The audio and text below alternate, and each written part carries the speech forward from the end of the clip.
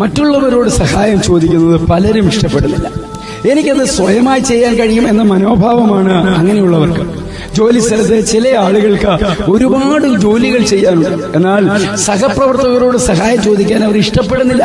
ചില സമയങ്ങളിൽ അത് അവർക്കൊരു ഭാരമായി തോന്നാതിരിക്കാൻ, മറ്റു ചിലപ്പോൾ എല്ലാം നിയന്ത്രിക്കാൻ നാം സ്വയം ശ്രമിക്കുന്നത് കൊണ്ടുമാണ്.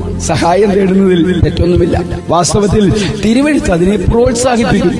ദൈവം നിങ്ങളെ ഒരു പ്രശ്നത്തിലാക്കുന്നത് നിങ്ങൾ ദൈവസഹായം ചോദിക്കണമെന്ന ആഗ്രഹത്തിലാണ്.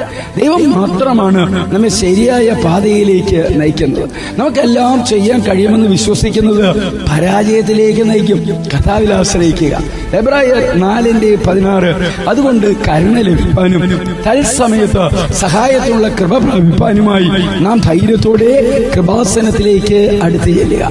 ചില സമയങ്ങളിൽ ദൈവം സ്വയം കാര്യങ്ങൾ ചെയ്യുക എന്ന പദ്ധതിയിലൂടെ നമ്മെ സഹായിക്കുന്നു. വേറെ ചിലപ്പോൾ മറ്റുള്ളവരിലൂടെയും ദൈവം നമ്മെ സഹായിക്കുന്നു. സഹായം ചോദിക്കുന്നത് കൊണ്ട് നിങ്ങൾ ദുർബലനാണെന്നല്ല അതിനർത്ഥം. നിങ്ങൾ ശക്തനും ബുദ്ധിമാനുമാണ് എന്നാണ്. അഹങ്കാരം ഒരു പാപമാണ്. അതുകൊണ്ടാണ് പലരും ആവശ്യ സമയത്ത് പോലും സഹായം ചോദിക്കുന്നതിൽ പരാജയപ്പെടുന്നത്. ദൈവം കൂടെയില്ലാതെ ക്രിസ്തീയ ജീവിതം നയിക്കാനാവില്ലെന്ന് മനസ്സിലാക്കിക്കൊണ്ട് ദിവസവും കർത്താവിനോട് സഹായവും ശക്തിയും ആവശ്യപ്പെടുക. ക്രിസ്തുയേശുവിലൂടെ ഒരു നല്ല ദിവസം ആശംസിക്കുന്നു.